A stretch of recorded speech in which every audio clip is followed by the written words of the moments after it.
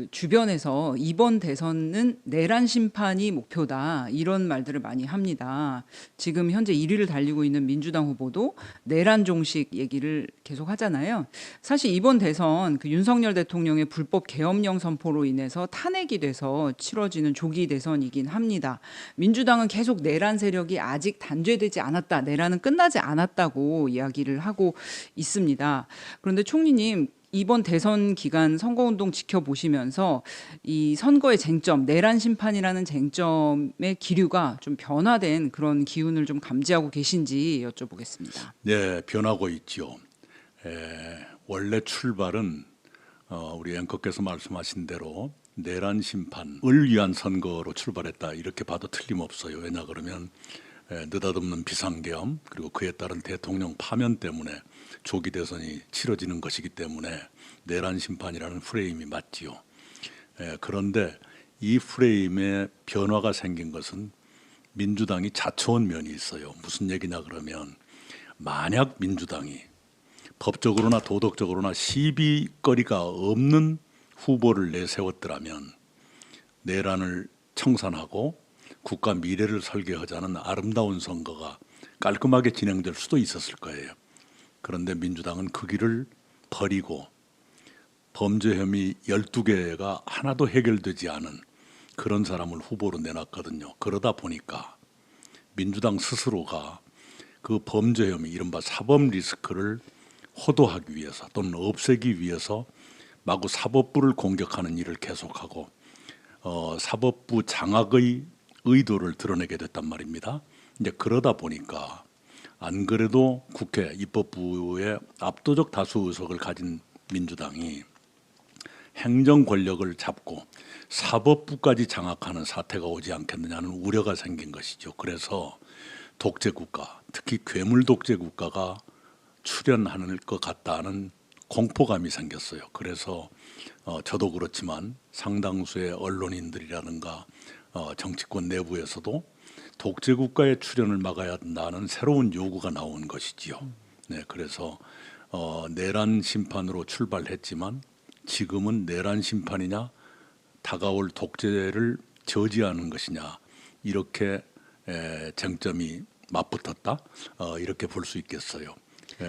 후보를 그런 사법 리스크가 많은 사람 내세운 것 그리고 그를 보호하기 위해서 무리하게 사법부를 공격하면서 국민들에게 독재의 두려움을 심어준 것 이런 것들은 민주당 스스로가 이 선거 프레임의 변화를 자초한 결과가 됐다 이렇게 말씀드릴 수 있습니다. 그래서 지금 양당의 후보들은 민주당은 이제 내란 심판, 그리고 국민의힘은 독재 저지가 우선이다, 이 프레임으로 싸우고 있는데요. 사실 총리님은 민주당에서 오랫동안 성장해 오시고 여러 공직을 맡아 오셨는데 민주당 뿌리를 누구보다 깊게 가지고 계셨음에도 불구하고 지금은 독재 저지가 훨씬 더 중요하다 이렇게 무게를 두고 계신 건데요. 네. 그렇게 결심하신 어떤 이유랄까요? 예, 둘 다 옳은 말이죠. 내란을 심판해야 된다, 내란을 끝내야 된다. 이것도 옳은 말 같이 들리고 다가올 독재를 막자, 저지하자. 그것도 옳은 말이죠. 옳은 말인데 이 두 가지의 그 요구 사이에는 중요한 차이가 최소한 두 가지가 있어요. 먼저 첫 번째 차이를 말씀드리면 내란 심판, 내란 종식은 사실상 거의 끝나가는 단계입니다. 내란이란 게 비상계엄 선포한 작년 12월 3일 밤 얘기인데 그것 때문에 벌어진 일을 보면 우선 계엄령 자체는 발표한 지 2시간 33분 만에 국회에서 해제 결의가 돼요. 그리고 대통령은 넉 달 만에 파면됩니다. 그리고 대통령의 그 명령에 따라서 비상계엄을 실행했던 사람들, 많은 사람들이 대통령과 함께 현직에서 잘려서 지금 재판을 받고 있거든요. 네. 이 말은 뭐냐 그러면 대통령이 파면되고 다른 사람들도 면직됐다 또는 해고됐다, 잘렸다. 이것은 정치적 정리가 거의 끝났다는 얘기예요. 두 번째 재판이 진행되고 있다는 얘기는 법적 정리가 지금 진행되고 있는 단계다 그런 얘기죠. 그러니까 전체를 놓고 보면 이미 정리 단계다. 예, 그런데 이 독재라는 얘기는 지금 민주당이 굉장히 요란스럽게 예고편을 보여주는 바람에 우리 국민들이 좀 더 알게 됐죠. 이건 뭐냐 그러면 이미 입법부는 300석 중에 192석의 거대 의석을 가지고 있잖아요. 민주당과 그의 추종 세력들이 압도적이죠. 요즘에 또 한 사람 가가지고 193명이 됐을 거예요. 그런 사람들이 대통령 선거에서 이기면 행정 권력을 갖는다는 얘기인데 바로 사법 리스크가 잔뜩 있는 사람이 방탄복을 국회 방탄복 위에 대통령 방탄복이라는 최강의 방탄복을 두 겹으로 껴입고 그 힘으로 사법부를 밀어붙이면 사법권까지 장악하게 되거든요. 이런 일이 일주일 뒤면 현실이 될 수도 있다. 이것이 바로 그 독재 저지가 큰 쟁점이 되는 이유지요. 네. 내란 심판은 정치적으로는 정리가 거의 끝났고 법적인 정리가 지금 진행되고 있는 네. 것이고 그렇지만 말하자면 거의 지나간 것이 사실이고 그러나 그에 비해서 독재 저지라는 것은 지금부터의 어마어마한 과제가 된다. 그런 점에서 오히려 쟁점의 무게가 더 뒤로 갔다. 독재 저지로 갔다. 이렇게 봐야 될 거예요. 그 차이가 굉장히 큽니다. 제가 한 번은 그런 글을 발표한 적이 있죠. 국회의원 선거는 회고 투표지만 대통령 선거는 전망 투표다. 미래를 보면서 찍어야 한다. 저 사람을 대통령으로 모시고 우리가 어떤 삶을 살아야 될까 이걸 전망하면서 찍어야 되는데 만약에 1등 후보가 그대로 당선된다면 굉장히 두려운 전망이 앞서는 것 아니겠어요. 해방 이후 건국 이후 처음으로 한 사람이 국가 권력을 모두 장악하는 그리고 어쩌면 그 주변의 권력 이른바 제4부라고 불리는 언론까지도 거기에 들어갈 수 있는 그런 상황이라면 굉장히 공포스러운 시대가 되는 것이죠. 그러면 총리님 네. 일단 미래 얘기가 나온 김에 좀 여쭤보면은 뭐 괴물 독재 국가, 뭐 삼권을 통합한 권력이 생기면 굉장히 뭐 독재적인 분위기가 되고 아주 네. 좋지 않을 거다. 우리 민주주의가 퇴보할 거다. 이런 얘기들을 많이 하고 총리님 꾸준히 주장해 오셨는데 네. 실제로 국민들 일반 시민들은 그게 내 삶에 어떤 악영향을 끼칠 것인지를 상상을 못 하시는 경우가 많아요. 그래서 내란 심판이 먼저지 이렇게 쉽게 생각하시는 분들이 계시거든요.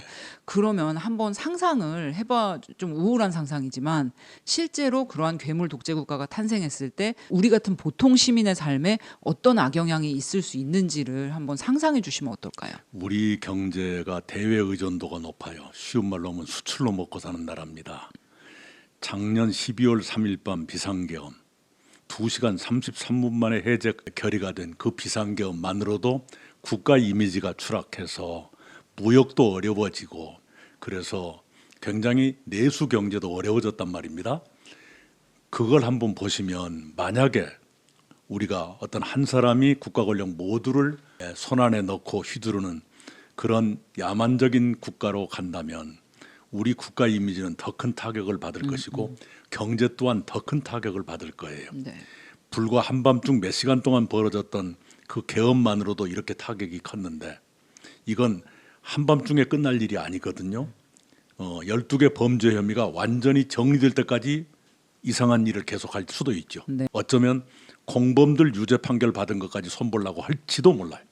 그렇게 되면 굉장히 국내가 혼란스러워지고 대외적인 국가 이미지가 추락해서 우리 경제에도 직격탄을 줄 것이고 그렇게 되면 민생 경제가 영향을 안 받을 수가 없죠. 아직은 그것이 체감되지 않으니까 남의 얘기처럼 들릴지 모르지만 그렇지가 않습니다. 그러니까 실제로 그렇게 된 나라들이 있지 않습니까? 뭐 그렇죠. 베네수엘라라든지 베네수엘라, 네, 헝가리라든지 네, 헝가리, 폴란드, 페루, 네, 거기서 지금 많은 것을 우리 민주당 사람들이 배워서 도입하려고 그래요. 예를 들면 대법관 숫자를 2배 이상으로 늘린다라고 하면 기존 대법관을 소수파로 몰고 자기들 입맛에 맞는 사람들이 다수를 점령할 수 있거든요. 그렇게 한다.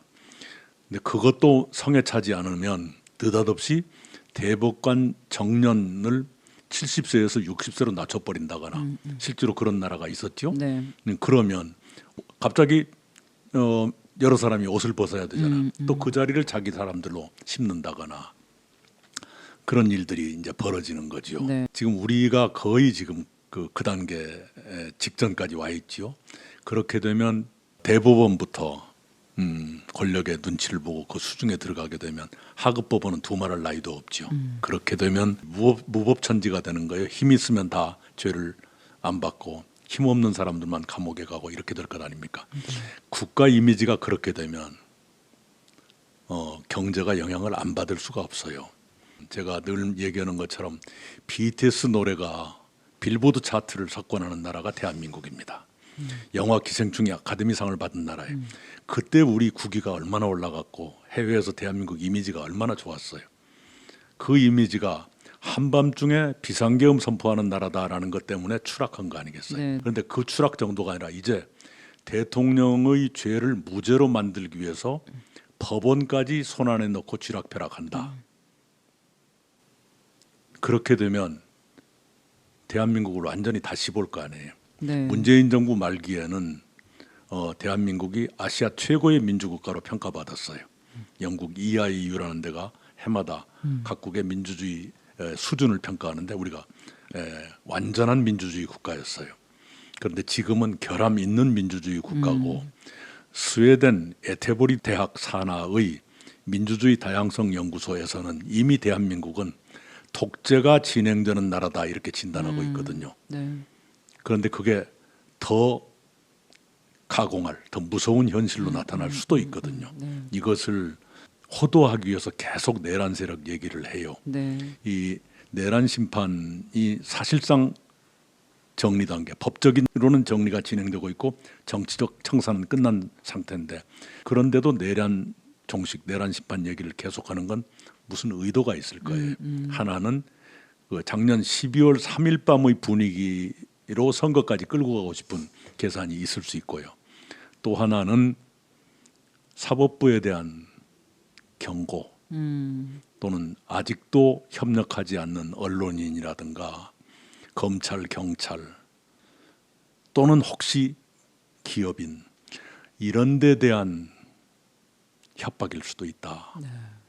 이런 생각이 들어요. 이건 어디까지나 저의 추측입니다만 그렇지 않고서야 실제로 민주당 사람들이 선거법 유죄 취지로 판정했던 대법관 10명에 대해서 내란 세력이라고 규정을 지었잖아요. 그게 모르겠어요.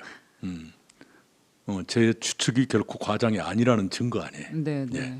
그렇습니다. 조금 아까 그 내란 심판 프레임과 독재 저지 프레임 사이에 이제 중요한 차이점이 있다라고 말씀하셨는데 한 가지 말씀을 해주셨거든요.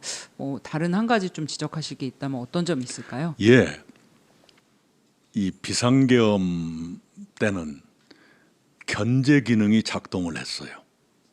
그런데 지금 눈앞에서 어른거리는 괴물 독재는 견제 기능이 마비될 수가 있습니다. 이게 굉장히 중요한 거예요. 자, 작년 12월 3일 밤 상황을 다시 한번 봅시다. 한밤중에 갑자기 윤석열 씨가 비상계엄을 발표했어요. 그런데 2시간 33분 만에 국회가 해제 결의를 했습니다. 국회의 해제 결의권이라는 견제 기능이 작동했기 때문에 그게 가능했죠. 또 윤석열 대통령의 진퇴도 마찬가지예요.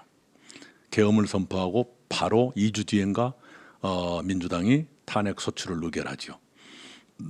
그리고 계엄으로부터 넉 달 만인 4월 4일에 파면이 돼요. 그것도 탄핵 소추 또는 헌법재판이라고 하는 견제 기능이 작동했기 때문에 가능한 거예요. 지금 우리가 내란 심판이 아직 안 끝났다고 흔히 말할 수가 있지만 그러나 견제 기능이 작동했기 때문에 여기까지 온 겁니다. 그런데 이 괴물 독재가 되면 견제 기능이 마비되는 수가 있어요. 왜? 한 사람이 입법권, 행정권, 사법권까지 갖고 언론까지 거의 장악한다면 견제 기능이 다 죽어버리는 것이죠. 그러면 누가 뭐라고 그래도 딴 쪽에서 견제를 못하게 돼요. 어느 국가 권력도 견제를 못해요. 그러면 마치 고삐 불린 망아지처럼 뭐든지 할 것 아니겠어요. 그건 굉장히 위험한 것이죠. 이 견제 기능이 있냐 없냐라는 게 민주주의의 핵심적인 요소입니다. 견제 기능만 있다면 민주주의가 한때 허물어지더라도 금방 회복될 수 있어요. 그런데 견제 기능이 없으면 민주주의가 회복 불능으로 무너지고 죽어버립니다. 바로 그런데 비상계엄 때는 비상계엄은 한심한 일이고 미친 짓이었지만 그래도 견제 기능이 살아 있었기 때문에 바로 조기에 종식시킬 수 있었는데 이 괴물 독재는 견제 기능마저 한 사람 손아귀에 들어있다 보니까 그 작동이 안 될 것 아니에요. 그러면 엄청난 일들이 벌어질 수가 있죠. 네. 엄청난 일들이. 가령 12개 범죄 혐의를 완전히 지워버리고 싶다. 완전히 지운다는 뜻은 퇴임 후에도 재판을 안 받고 싶다 그 소리거든요. 그렇게 하려면 그게 쉬운 일이 아닐 거 아니에요. 12개나 되는 걸 다 지운다는 게. 어려울수록 무리한 방법을 동원할 가능성이 있잖아요. 이 범죄 혐의가 많기 때문에 어렵고 어려울수록 무리한 방법이 나온다는 것도 되지만 또 하나가 공범들이 유죄로 판결받은 것 이건 그럼 어떻게 할 것이냐. 한쪽은 무죄인데 같이 했던 사람은 유죄다. 이게 그대로 갈 수가 없잖아요. 네. 그러니까 굉장히 이미 유죄 판결을 1심, 2심에서 받은 사람을 뒤집는다. 이게 보통 일이 아닌 거예요. 그런 무리수가 쌓이면 법치주의는 누더기처럼 되는 것이고 민주주의도 바스러지는 것이죠. 대한민국이 결단나는 거예요. 그리고 그것이 내 생활과 무슨 상관이냐? 그렇지가 않아요. 수출로 먹고 사는 나라가 세계로부터 저 나라는 독재 국가라고 낙인을 받게 되면 그건 우리 무역에도 영향을 주고 내수 경제에 직방 영향을 주는 것이죠. 그러니까 결코 남의 일이 아닙니다. 그렇습니다. 그러니까 베네수엘라가 90년대 후반까지만 해도 그래도 이제 자원이 많아서 좀 잘 나가는 나라였는데 독재 정권, 차베스 독재 정권이 들어오고 나서 국가 이미지와 경제 신인도가 추락하면서 지금 어떤 나라가 됐는지를 보면 그게 그렇게 먼 이야기도 아니고 아주 어려운 일이 아니다라는 점을 좀 이해를 하셨으면. 인플레가 무슨 그냥 만 단위 퍼센트 하룻밤 사이에 막 물가가 100배 막 튄다. 그렇죠. 이런 일이 실제로 벌어졌던 곳이지요. 네. 참 좋은 나라고 기름도 나는 나라인데 국가가 좀 많이 망가졌죠. 그렇습니다. 그런데 이거는 이제 질문지에 없는 내용인데 제가 진짜 말씀 듣다가 개인적으로 좀 궁금해서 민주주의의 이제 핵심 이제 원리는 이제 견제와 균형이고 그래서 삼권 분립이라는 이제 원리로 작동이 되는 것인데 그래서 권력 사이에 서로 이제 견제하는 기능이 살아 있어야 민주주의가 제대로 움직이는 것이잖아요. 그런데 요즘 민주당의 좀 중진 의원들, 네. 그러니까 뭐 선대위원장급 의원들이 국민의 뜻으로 이것을 다 해결할 수 있다. 삼권 분립보다 국민의 뜻이 더 중요하다. 이런 얘기들을 해요. 네. 요즘 어떤 얘기를 들었냐면 뭐 중임제, 연임제 이 개헌에 대한 논란에 대해서도 이재명 대표는 국민의 뜻이라면 뭐 생각해 보겠다. 이러고 또 사법부에 대한 견제, 압박에 대해서도 뭐 대법원장에 대해서 국회에 나와라 뭐 이런 식으로 견제를 하잖아요. 네. 거기에 대해서도 국민의 뜻이다 이렇게 얘기를 하면서 그것이 다 정당한 것처럼 얘기하는데 이것에 대해서는 우리가 어떻게 바라봐야 될까요? 속임수예요. 자, 어느 분이 그런 말을 했죠. 사법권 독립보다 국민 주권이 더 중요하다. 그렇게 말을 했죠. 그러니까 법원의 판결마저도 국민의 뜻에 순종해야 된다. 그 소리 아니겠어요. 그건 헌법을 하나만 읽고 다음 페이지를 안 읽은 거예요. 그래서 제가 속임수라고 말해요. 자, 국민 주권이 우선이라는 얘기는 헌법 1조 2항일 거예요. 모든 권력은 국민으로부터 나온다. 그 얘기죠. 대단히 선언적인 거예요. 그런데 사법부에 대해서는 헌법이 이렇게 규정합니다. 법관은 헌법과 법률에 의하여 그 양심에 따라 독립하여 심판한다. 독립하여 심판. 그렇습니다. 네. 네. 그러니까 법관이 구속돼야 하는 것은 헌법, 법률 그리고 양심이에요. 네. 헌법, 법률, 양심. 그렇죠. 헌법과 법률에 의하여 그 양심에 따라 독립하여 심판한다. 이렇게 돼 있어요. 네, 네.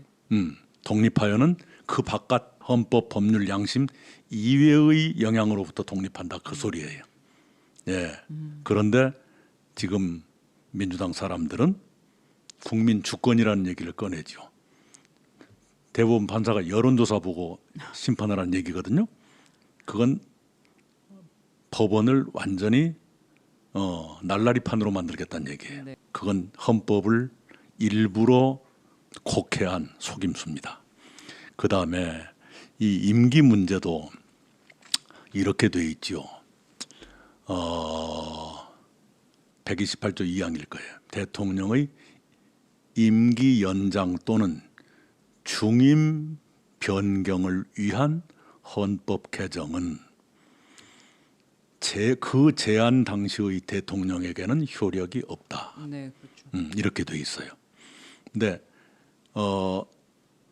지금 개헌을 하고 싶은데 그분이 관심을 갖는 것은 임기 연장이나 한 번 더 하는 그쪽일 것 같아요.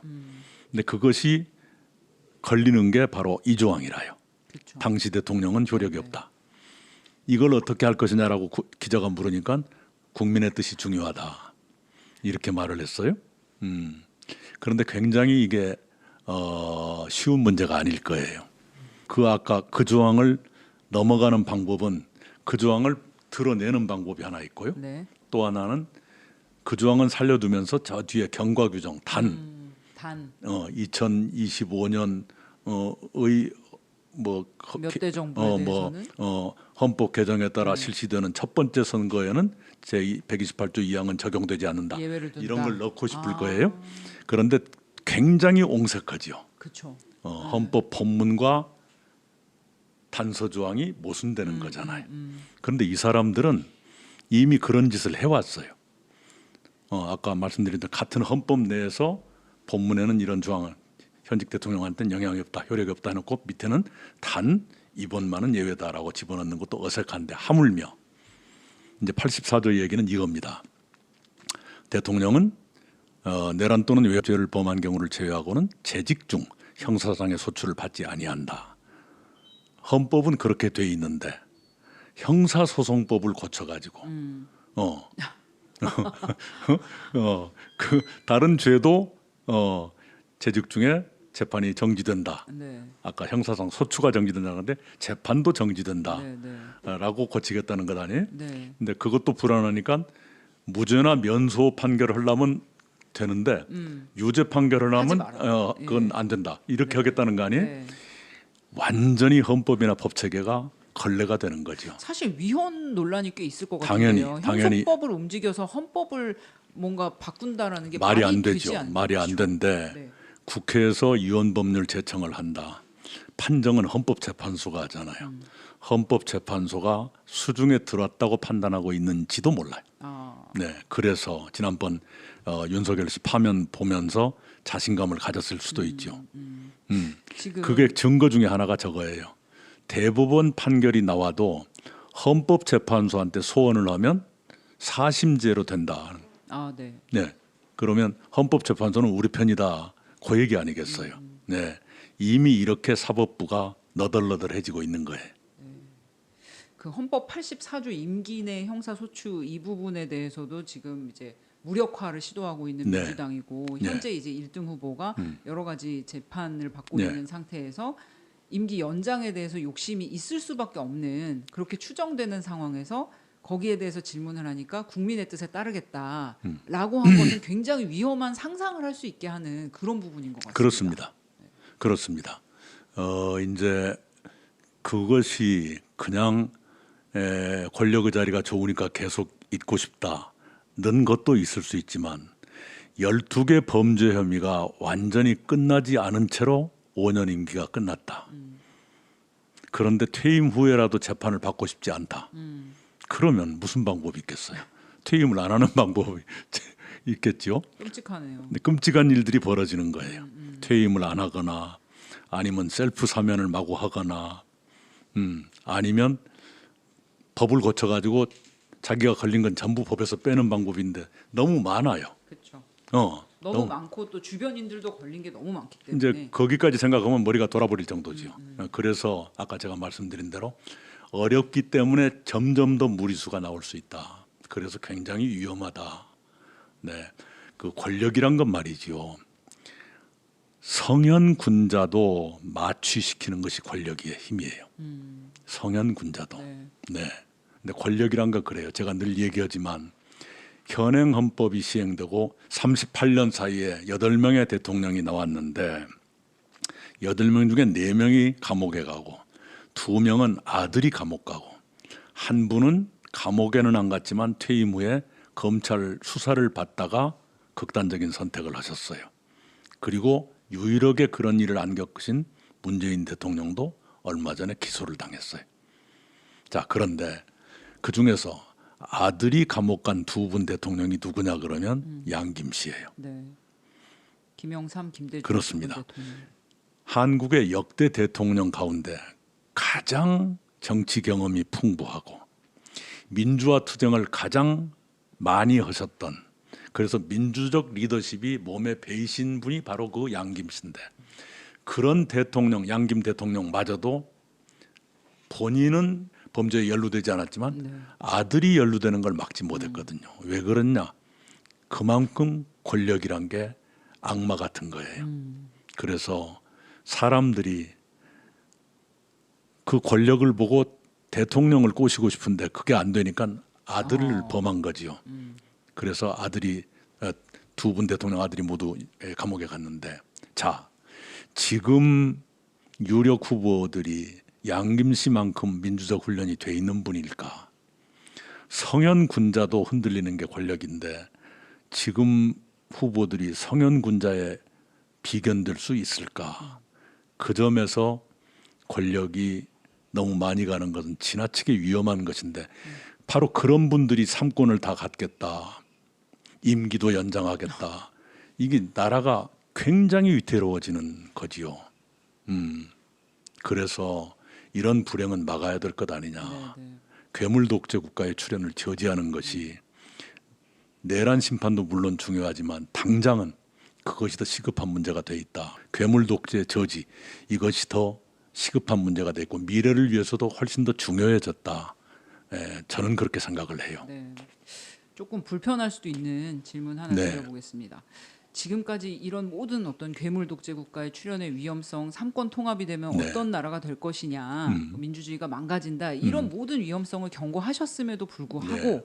어떤 분들, 뭐 총리님은 예전에 알았던 분들, 요즘에 알았던 분들은 그래도 민주당을 하셨던 총리님까지 하셨던 분이 국민의힘 김문수 후보를 지지하는 것은 내가 못 보겠다. 이래서 최근에 떠나신 분들도 있고, 네. 뭐 조용히 이제 연락을 안 하시는 분들도 계시고, 네. 어떤 분들은 또 그런 얘기도 하세요. 2021년 민주당 경선에서 총리님이 뭐 과정이 복잡했지만 최종적으로 패배하셨기 때문에 그 앙금 때문에 그렇게 하신다. 개인의 감정 때문에 그렇게 하시는 것은 아니다. 이렇게 또 말씀하시는 분들도 계십니다. 네. 그분들한테는 또 어떻게 말씀하실 수 있는지. 우선은 저 자신이 감정으로 움직이지 않으려고 무지무지하게 노력하고 있다. 이 말씀을 드릴게요.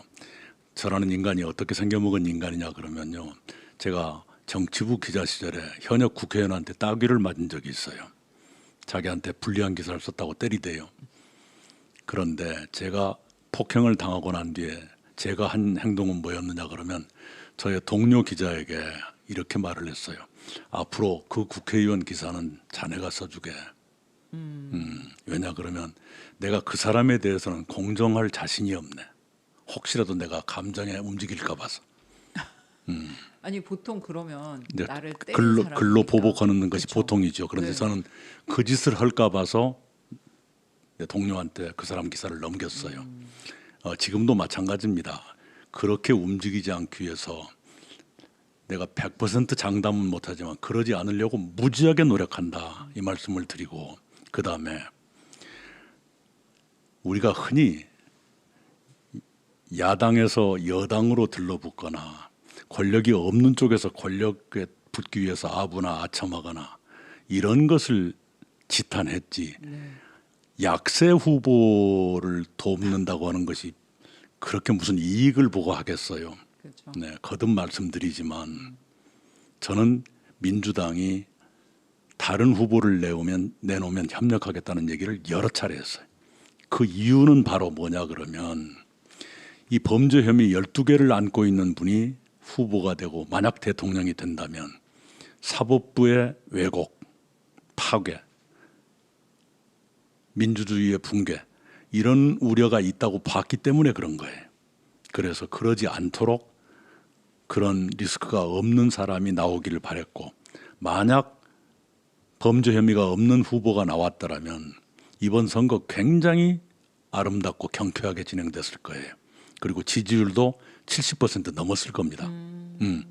선거 싸우고 말 것도 없이 그쵸. 우리가 이 내란 청산 이미 끝내고 국가 미래 설계 바로 들어가고 그렇게 했을 거예요. 그걸 거부했던 게 민주당입니다. 그래서 그리고 그들이 지금 그 범죄 혐의 12개를 하나도 해결하지 못한 사람을 후배로 내놨기 때문에 사법부 장악이 계속되고 있는 것이고 민주주의가 위태롭게 되는 것이거든요. 그것은 막아야 되겠다는 생각이에요. 이게 싫으면 사법부 파괴를 중지하면 돼요. 그렇죠. 그러면 내가 딴 말을 못 할 거 아니에요. 네. 그 사람들은 오히려 부끄럽게 생각해야 됩니다. 한 사람의 범죄 혐의를 덮기 위해서 사법부마저 이렇게 파괴하는 난폭하게 파괴하는 일이 과거에 한 번도 없었어요. 박정희도 이승만도 이렇게까지는 안 했어요. 그런데 자기들이 그렇게 하고 있고 거기에 대해서 아무 소리 않고 따라다니는 것 이게 민주당다운 일인가? 과거 민주당이 한 번이라도 그런 적이 있었는가? 이건 반성하지 않고 그걸 지적하는 것만 나쁘다고 그러면 그건 안 되지요. 그건 안 되죠. 저는 솔직히 토론이나 이런 걸 지켜보면서 현재의 민주당이 옛날 같지는 않지만 현재의 민주당에서 그 어떤 분이 대신 나와도 지금 후보보다는 낫겠다. 예. 지난번에도 그런 얘기를 했었죠. 그런데 네. 바로 그거 저를 욕하고 싶거든 제가 제기하는 문제에 대해서 답을 한번 해보세요. 삼권 장악의 독재를 안 할 자신이 있는가? 사법권의 독립을 인정할 자신이 있는가? 그 소리부터 해야 돼요. 그걸 막기 위해서 내가 나로서는 굉장히 부담이 너무나 큰 내 삶 전체를 부인하는 또는 내 고향이나 옛 동지들로부터 공격받는 이런 리스크를 감수하면서까지 이렇게 하는 게 무슨 제가 자리를 탐해서 그러겠어요? 돈을 탐해서 그러겠어요? 그건 저를 모르는 얘기입니다. 그렇습니다. 제가 여러분 눈에 보일 때는 알량하게 보일지 몰라도 저같이 능력 이상으로 많은 기회를 누리고 했던 사람이 국가에 대한 마지막 도리로서 대한민국이 독재 국가의 누명을 쓰는 것만큼은 막는데 내 작은 몸뚱아리라도 던지고 싶다 그런 마음으로 하고 있는 거예요. 여러분처럼 욕심 때문에 아부하고 그런 거 아니에요. 예. 네. 이런 진심이 좀 전달이 됐으면 좋겠고요. 지금 여론조사 공표 금지 기간에 이제 접어들었습니다. 선거일이 다가오고 있는데요. 일주일 동안 이제 깜깜이 기간에 들어갑니다. 그래서 마지막 조사가 이제 어제 오늘 나왔는데 마지막 조사 어떻게 보셨습니까? 우선 그동안에 지난 한 2, 3주 동안 격차가 급속히 좁혀지는 그런 추세였거든요. 그 좁혀지는 속도가 조금 둔화되기는 했어요. 마지막 공표 금지되기 직전의 여론조사를 보면 격차가 가장 좁아진 것이 0.9% 차이, 0.9%포인트죠. 가장 많이 격차가 벌어진 것이 12%포인트까지, 0.9에서 12까지 였습니다. 과거보다 불과 일주일 전보다 한 4, 5%씩 이렇게 좁아졌어요. 그래서 이런 추세라면 깜깜이 기간 일주일 사이에 일부 여론조사에서는 역전이 나올 수도 있겠다. 그 생각을 해요. 그래서 혹시라도 승산이 없을까 봐서 투표를 포기하겠다. 이런 분이 안 나왔으면 좋겠어요. 기권이란 것은 그냥 내 투표권 포기하는 것으로 끝나는 게 아니거든요. 내가 투표를 안 하면 내가 제일 싫어하는 후보가 당선되는데 도움을 주는 거예요. 네, 네. 그러면 그것이 모아지면 내가 불행한 대한민국을 내 손으로 만들게 되는 결과가 돼요. 그것만은 피해야 될 거 아니에요. 네. 나 혼자 불행하면 좋지만 우리 자식들은 그럼 더 불행해질 거 아니에요. 그러면 총리님 그럼에도 불구하고 뭐 젊은층 또는 이제 뭐 소위 중도층이라고 분류되는 분들 중에서는 아 찍을 사람이 없다 그리고 너무 이렇게 싸우기만 하고 뭐 내란이니 뭐 독재니 이런 키워드도 너무 어려워서 나 그냥 이번에 투표 안 할래 이런 분들도 계세요. 그런 분들한테 어떤 기준을 주신다면 판단할 수 있는 기준을 제시해 주신다면 뭐가 있을까요? 예. 우선은 나태주 시인이었던가요? 어느 분이 쓴 시를 보면 자주 보니 더 아름답다, 가까이 보니 더 예쁘다, 이런 시가 있었어요. 우리가 어쩌면 가까이 보지 않고 자주 보지 않기 때문에 그냥 싫다 이렇게 되는 수도 있어요. 그 중에 하나가 김문수 씨에 대한 저의 판단이 요즘 조금 변했어요. 그동안에 제가 너무 몰랐더라고요. 우선은 그분이 저하고 대학교 입학 동기예요. 저는 종로 5가에 있는 단과대학을 다녔고 그분은 성북구 홍릉에 있는 단과대학을 다녀서 서로 만난 적이 없는데 그러나 입학이 동기예요. 그런데 졸업은 그분이 나의 20년 후배예요. 네. 그러니까 엄청나게 고생했다는 얘기죠. 노동운동 하시고 또 맞아요. 옥고 입학하자마자 노동운동에 뛰어들어서 제적되고 감옥 가고 감옥도 한 번 간 게 아니라 여러 번 갔지요. 그러다 보니까 졸업이 20년이나 늦어졌어요. 학교를 24년, 만 24년을 학교를 다닌 네. 거예요. 네. 그러니까 70년 입학인데 94년에 졸업한 걸로 돼 있어요. 네. 그렇게 긴 기간 동안 한 가지 분야에 그렇게 치열하게 살 수 있었을까? 우선 그게 놀라워요. 그 다음에 중년이 돼서 그분이 국회의원은 저보다 4년 선배예요. 아, 네. 그분은 김영삼 대통령의 발탁으로 국회에 진입을 했고 저는 김대중 대통령의 발탁으로 4년 뒤에 진입했어요. 그리고 국회의원 3번, 도지사 2번 했죠. 저는 국회의원 5번, 도지사 1번, 총리 1번 했지만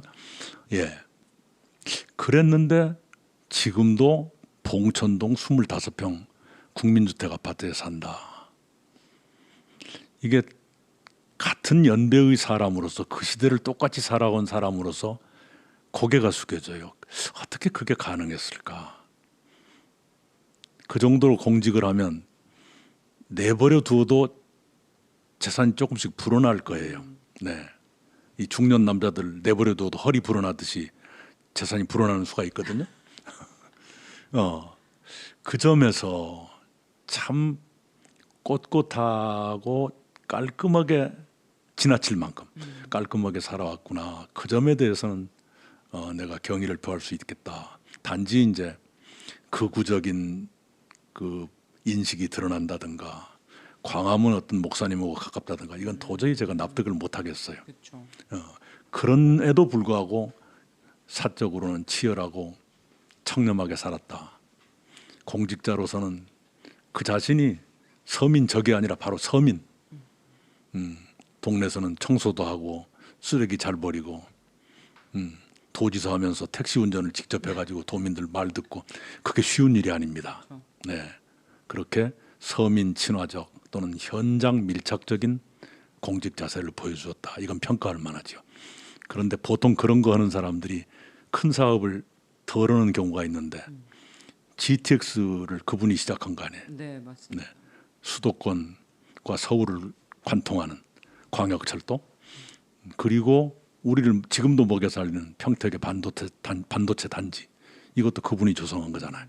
이건 대단한 일입니다. 네. 그런 것을 보면 장점이 꽤 많은 분이다.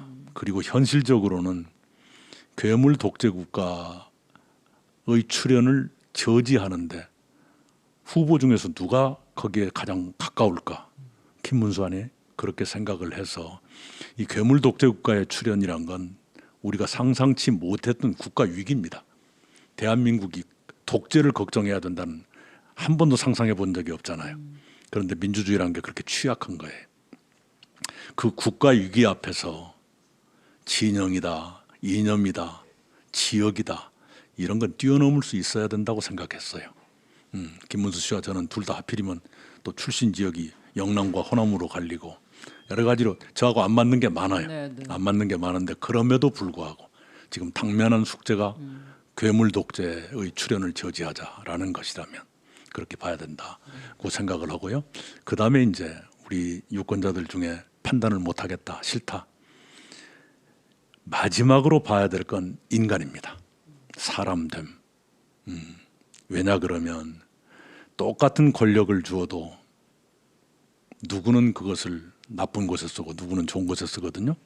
흔히 우리가 말하잖아요. 똑같은 칼도 의사가 가지면 수술을 하지만 살인자가 가져가면 살인을 하지요. 권력도 비슷해요. 그래서 평소에 이 사람이 얼마나 절제력을 가지고 어떤 생각을 가지고 살아왔던가 이걸 봐야 됩니다. 그걸 보지 않고 권력이라는 칼을 넘기면 거칠게 살아온 사람에게는 그 권력이 흉기가 되는 거거든요. 네, 마지막으로는 인간을 봐주십시오. 그가 어떻게 살아왔는가를 봐주십시오. 이 말씀을 꼭 드리고 보다 보면 좋은 점이 발견될 수 있을 거예요. 조금이라도 나은 사람에게 표를 찍어야 되고 그것도 도저히 못 찾겠다. 최악을 피하기 위해서라도 투표를 해야 됩니다. 네. 끝내 판단을 못 하시겠거든 사람을 보십시오. 그가 어떤 삶을 살아왔던가, 외롭고 가난한 이웃에게 어떤 자세로 대했던가, 공직 생활을 하면서 부패하지는 않았던가, 이런 걸 몇 가지만 보시면 판단을 하는데 큰 도움이 될 거예요. 그리고 우리가 대통령 본인뿐만 아니라 그 배우자나 그 가족 때문에 많은 불쾌한 일을 우리가 겪었잖아요. 가족들도 한번 보세요. 그러면 대충 보일 거예요.